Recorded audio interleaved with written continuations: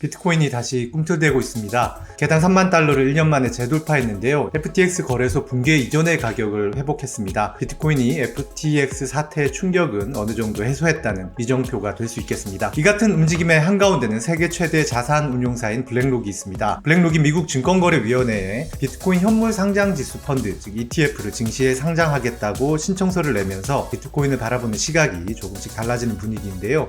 물론 비트코인 현물 ETF를 상장하겠다라고 하는 신청은 지금까지 계속 있어 왔습니다. 그렇지만 이번에는 기대감이 남다른 분위기입니다. 도대체 블랙록의 현물 ETF 신청은 비트코인의 전망에 어떤 영향을 미칠지 살펴보겠습니다.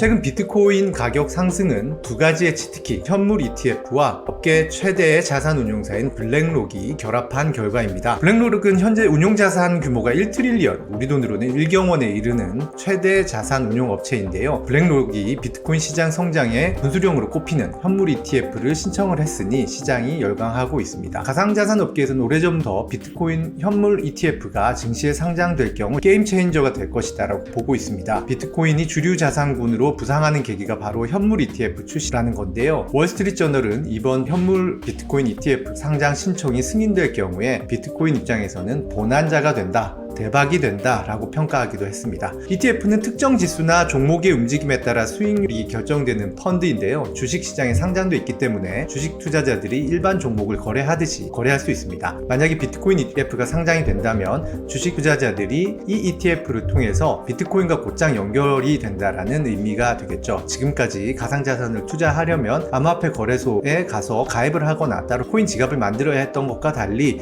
기존에 하던 대로 주식 투자를 하면서 ETF를 사면 비트코인을 투자할 수 있게 되는 것이죠. 투자자의 풀이 대거 확장되는 뜻입니다. 이미 뉴욕 증시에는 비트코인 ETF가 상장돼 있기는 합니다. 그런데 이 ETF들은 비트코인과 관련이 있는 기업들, 마이크로 스트래티지나 코인베이스와 같은 기업 종목을 포트폴리오에 담아서 운용하는 형태입니다. 또는 비트코인 선물 ETF죠. 현물 ETF와 선물 ETF의 차이는 이렇습니다. 투자자가 현물 ETF에 투자를 하면 ETF 운용사는 이 투자금으로 진짜 비트코인을 펀드의 포트폴리오에 담는 셈이죠. ETF 투자자는 펀드를 통해서 비트코인을 간접적으로 보유하는 셈이 됩니다. 반면 선물 ETF는 비트코인에 대한 투자이긴 하지만 ETF 투자자도 ETF 운용사도 직접 비트코인을 사는 경우는 없습니다. 이 펀드는 비트코인이 아니라 비트코인에 대한 선물 계약을 보유하고 있기 때문인데요.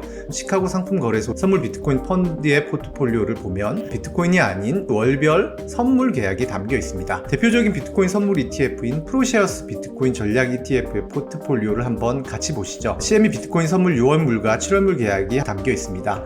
또 다른 비트코인 선물 ETF인 베네크 비트코인 전략 ETF를 보시면 6월물 선물 계약이 있고요. 미국 단기 채권을 상당량 보유하고 있는 것을 알 수 있습니다. 실제 비트코인은 없죠. 그래서 현물 ETF가 나온다면 첫 번째, 투자자 풀이 일거에 확대되는 효과가 있을 수 있고요. 두 번째, 이렇게 들어온 투자 적금이 모두 비트코인 현물 구매로 이어지는 수요가 되기 때문에 비트코인의 수요가 커질 수 있습니다. 현물 ETF 승인 자체가 비트코인의 시가총액을 끌어올리는 요인이 될 것입니다. 선물 ETF도 가상자산 거래소를 이용하지 않고 증권 계좌를 통해서 비트코인을 투자하는 방법이라는 점은 같습니다만 아무래도 선물 자체가 투자자들에게 덜 익숙한 시장이죠. 예를 들어 매월 새로운 선물 계약으로 롤오버를 해야 한다는 개념이라든지 이때 다음 월물의 가격이 더 높으면 전환 과정에서 손실이 발생한다라는 등의 수익률 계산도 선물 비트코인 ETF에 대한 접근성을 낮추는 요인입니다. 상장됐어도 투자자 풀이 크게 늘지 않을 수 있다는 의미입니다.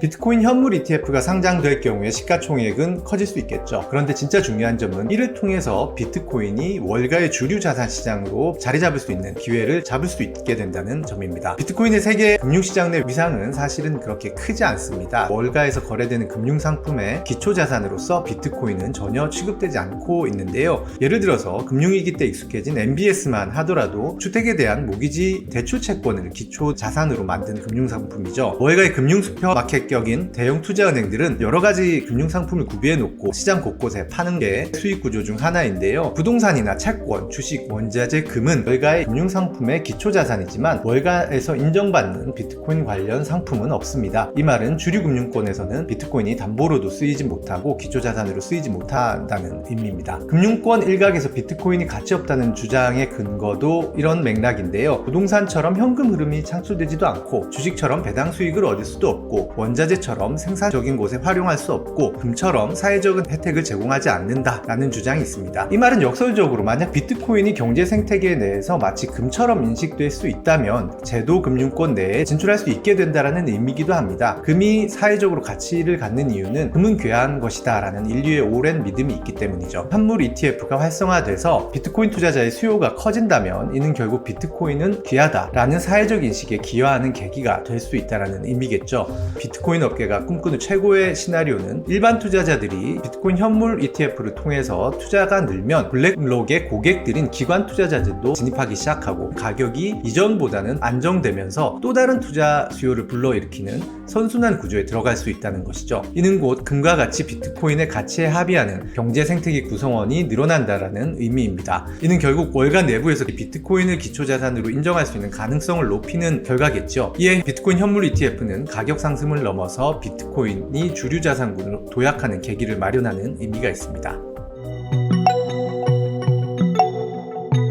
현재로서 승인될 가능성은 어느 정도일까요? 가상자산 업계는 기대를 하는 분위기입니다. 다른 곳도 아닌 블랙록이 그동안 비트코인 현물 ETF가 SEC에서 번번이 반려됐다라는 사실을 알고도 신청을 하는 걸 보면 어느 정도 SEC와 블랙록 간의 사전 논의가 된 것이 아니겠느냐 하는 추측을 내놓고 있습니다. 이런 기대감이 드는 또 다른 원인은 블랙록이 이번 ETF 신청 과정에서 그동안 SEC가 우려하던 불안을 해소하겠다라는 방안을 같이 내놨기 때문입니다. FTX 사태에서 확인했듯이 암호화폐 거래소는 고객 돈으로 본인들이 직접 투자를 하는 그런 부도덕한 행위가 발생하더라도 감시가 잘 이루어지지 않았죠. 마음만 먹으면 고객 돈을 내 돈으로 써서 특정 코인에 대한 가격 조작 행위도 가능한 것이 현실입니다. SEC가 현물 ETF를 그동안 막았던 것도 이 같은 이유 때문인데요. 불안정성, 불투명성 문제를 고민했지만 블랙록이 이번 신청서를 통해서 투자 현황을 나스닥과 공유하겠다라는 계획을 밝혔습니다. 이 때문에 SEC가 거부할 명분이 사라졌다 이런 평가가 나오고 있습니다. 그렇지만 한 발 조금 더 들어가면 분위기가 또 다른데요. 정치 매체 악시오스에서 크립토 담당 기자로 일하는 브래디 데일이 야후 파이낸스와 인터뷰를 했는데요. SEC에서 승인을 받지 못할 확률을 100%라고 단정을 하기도 했습니다. 바이든 행정부에서는 어림없다 표현을 했는데요. 이미 암호화폐는 당파적인 문제가 됐다라는 이유 때문입니다. 실제로 SEC는 최근에 코인베이스와 바이낸스에 대해서 미등록 증권을 판매했다는 이유로 소송을 제기하기도 했죠. 바이든 행정부가 가상자산의 우호적인 정부라고 보기에는 어렵다라는 것이죠. 그는 특히 블랙록이 이번에 현물 ETF를 신청한 취지 역시 실제로 하겠다라는 것보다 우리가 이만큼 관심이 있고 정권이 바뀌었을 때 할 수 있도록 준비를 하는 차원이라고 해석하기도 했는데요. 사실상 비트코인 ETF를 출시하는 시기를 다음 정권 교체 이후를 염두에 두고 있을 것이다 이렇게 예측했습니다. 실제로 블랙록이 앞서 비트코인 신탁 상품을 준비하겠다고 했고 코인베이스와 함께 기관 투자자들이 비트코인에 투자할 수 있는 플랫폼을 제공을 하고 있습니다. 이번 ETF 신청도 관련 사업 확장 과정에서 시장에 우리가 이런 비트코인 사업을 확장을 할 것이다 라는 메시지를 전달하는 취지가 더 강하다라는 것입니다. 외교안보 차원에서 보면 바이든 행정부가 비트코인을 주류 자산군 반열에 올리는 것은 결코 유리하지 않다라는 분석도 나옵니다. 사이버 보안 문제가 요즘에 부상이 되고 있는데요. 북한의 최대 외화벌이 중에 하나가 가상자산 해킹이라는 분석이 나오죠. 만약에 비트코인 현물 ETF가 출시되고 투자자들이 기대하는 대로 비트코인이 주류 투자 자산의 반열에 오르게 된다면 이 말은 곧 북한 등이 해킹을 통해서 더 큰 규모로 자산을 탈취할 수 있는 여건이 조성된다라는 뜻입니다. 다만 이 같은 통과 가능성을 사치하더라도 한 가지 분명한 사실은 대형 기관들이 움직이고 있다는 점입니다. 현물 ETF만 하더라도 블랙록의 신청 이후에 인베스코나 위스덤트리가 추가 신청을 하기도 했습니다. 거래소 차원에서도 피델리티, 슈왑, 시타델 증권과 같은 월가의 주요 6개 금융회사가 가상화폐 국내 거래소 EDX를 공동 설립하기도 했는데요. 지난 20일부터 비트코인과 이더리움 거래를 시작하고 있습니다.